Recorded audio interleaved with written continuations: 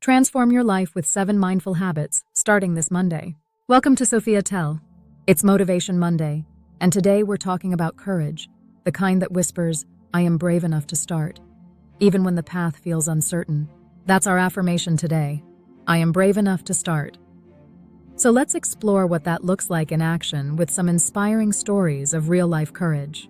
Let's start with Dr. Stella Ameyo Adadevoh from Nigeria, a woman whose courage went far beyond her title. Born in Lagos in 1956, she came from a family rooted in public service. Her great-grandfather, Herbert Macaulay, is celebrated as the father of Nigerian nationalism. Growing up surrounded by role models of integrity and dedication, Dr. Adadevoh was driven to make a difference in her own way. She became a highly respected doctor at First Consultant Hospital in Lagos. She was known for her compassionate care and unwavering commitment to her patients. By 2014, Dr. Adadevoh had already spent decades serving her community, gaining a reputation as a deeply committed doctor who put patient well-being above all else. Her colleagues admired her calm demeanor, strong ethical compass, and sense of responsibility toward her patients and her country. In July 2014, her dedication was put to the ultimate test when a Liberian-American patient, Patrick Sawyer, arrived at her hospital. Sawyer had symptoms that pointed to Ebola, a virus that had already wreaked havoc in parts of West Africa. Dr. Adadevoh recognized the symptoms immediately, even though Lagos had not yet reported any Ebola cases. The decision to quarantine Sawyer wasn't simple. There was enormous pressure from multiple sources to let him go, including direct appeals from the Liberian ambassador, who insisted on his release. But Dr. Adadevoh stood her ground, knowing that if Sawyer left the hospital, the risk of Ebola spreading through Lagos, a densely populated city, would be unimaginably high. Her decision went against cultural expectations and diplomatic pressure, acts of defiance that demonstrated her unwavering commitment to doing what was right. Her actions bought Nigeria crucial time to prepare for a potential Ebola outbreak. Thanks to her efforts, the Nigerian government was able to trace and contain the spread of the virus, leading the World Health Organization to declare Nigeria Ebola-free within 3 months. Dr. Adadevoh's decisive action and sacrifice are credited with saving thousands of lives. Tragically, her bravery came at a personal cost. Dr. Adadevoh herself contracted Ebola from the patient she had worked so hard to contain. She passed away on August 19, 2014, surrounded by colleagues who remembered her as a hero. Her courage and commitment to public health transformed her into a national icon in Nigeria, and her legacy lives on through the many lives she saved.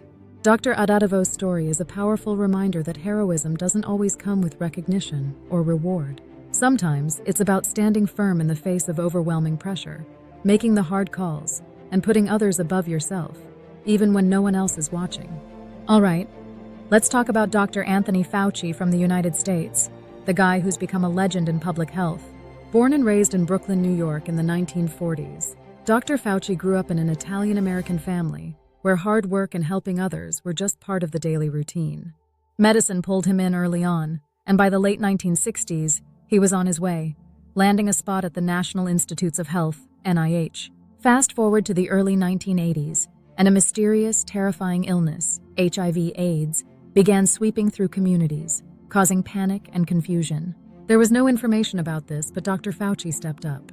As the director of the National Institute of Allergy and Infectious Diseases, he fought for research, funding, and understanding. He didn't just sit behind a desk. He was out there, personally meeting with activists and HIV-positive patients, building bridges in a time when many were afraid. He wasn't just about the science. He was about people, about breaking down stigma and giving those affected a voice. Then came 2020. COVID-19 hit, and Dr. Fauci, once again, found himself at the center of a global health crisis. Now in his 80s, he became America's go-to guide on all things COVID, explaining the virus, the science, and the realities of the pandemic day after day. And this time, he was facing public backlash like never before. People didn't always like what he had to say, but Fauci stuck to the facts. Through every press conference, interview, and speech, he kept his calm and focused on getting people through the storm. Dr. Fauci isn't the kind of hero who shows off, but he is persistent. He's been showing up, day in and day out, for decades, committed to protecting public health, even when it means facing criticism from every side. Dr. Fauci's story shows us that courage can be a quiet, steady thing. Sometimes it's just about sticking to what you know is right, even when the world seems against you. He reminds us that true bravery isn't about having all the answers. It's about showing up, staying true, and doing the work, no matter how tough it gets. All right, let's hear Dr. Indira Hinduja's story. Born and raised in India, Dr. Hinduja wasn't just any doctor, she was on a mission. She saw how many families struggled with infertility, and she was determined to do something about it, especially in a time when fertility science was still brand new and practically unheard of in India. In the early 1980s, the idea of a test tube baby seemed like science fiction, and a lot of people were skeptical. But Dr. Hinduja wasn't one to back down. She threw herself into research, working with limited resources, and pushing through a culture where talking openly about fertility was still pretty hush-hush. Then in 1986, she did something groundbreaking. She helped bring India's very first test tube baby into the world. Imagine that moment. It wasn't just a win for her. It was a huge step forward for families across India, who now had hope where there hadn't been any. And Dr. Hinduja didn't stop there. She went on to create affordable IVF treatments, making it possible for even more families to experience parenthood. Her story shows us that courage isn't just about one big moment. It's about taking on the unknown, facing criticism head-on, and staying the course no matter what. Thanks to Dr. Hinduja's grit and her belief in what she was doing, countless families in India were able to grow in ways they never thought possible. And finally, meet Dame Clare Gerada from the UK. Dr. Gerada has made a big difference in mental health, especially for NHS staff. She saw how many doctors were burning out, struggling in silence, and had nowhere to turn for support. Most people would have looked the other way, but not Dr. Gerada. She decided to step up and create a support network specifically for doctors, offering safe spaces where they could get the help they needed without fear or stigma. This wasn't exactly an easy move.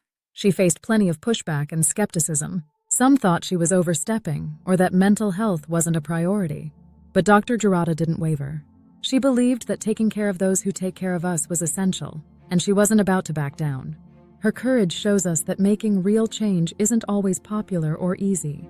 It means standing by what you know is right, even when others do not like what they hear. Dr. Gerada's work has paved the way for more compassionate, open conversations about mental health, reminding us that sometimes the most courageous thing you can do is offer a helping hand to those who need it most. Let's make courage-building habits simple with 7 small actions to include in your day. Here's how. Let's add affirmations to each habit so you can feel the courage building as you go through the day. Remember to repeat each affirmation 3 times to really let it sink in. Number 1. Start your morning with a reminder. Say, I am brave enough to start. Now let's say it together. I am brave enough to start. One more time. I am brave enough to start. And once more, let it sink in. I am brave enough to start. Number 2. When things feel tangled, take a breath and say, I am calm and steady.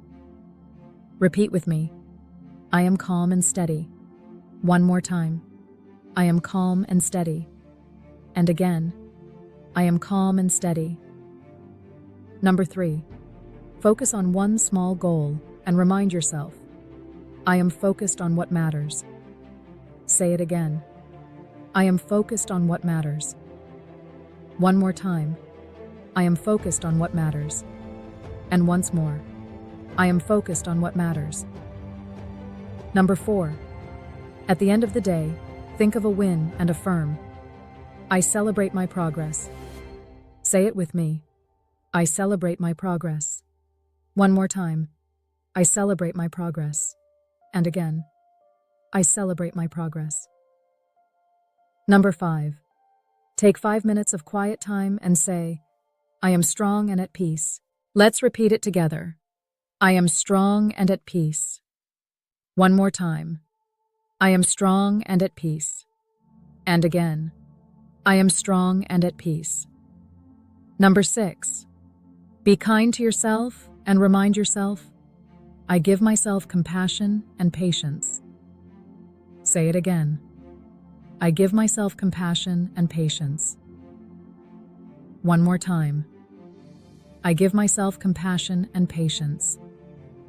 And once more. I give myself compassion and patience.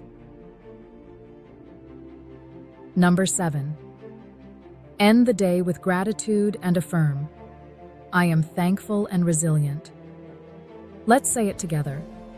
I am thankful and resilient. One more time. I am thankful and resilient. And again. I am thankful and resilient. These small habits and affirmations will help you build courage daily. Remember, you're already brave enough to start. These habits don't need to be big or complicated. They're just little ways to add courage to every day. And remember, you're already brave enough to start. Let's take these steps together. Now say it with me. I am brave enough to start. One more time. I am brave enough to start. And one last time, let it sink in. I am brave enough to start. If you're feeling it, drop a comment with one thing you're ready to start this week. Let's keep each other going, finding our own ways to be brave.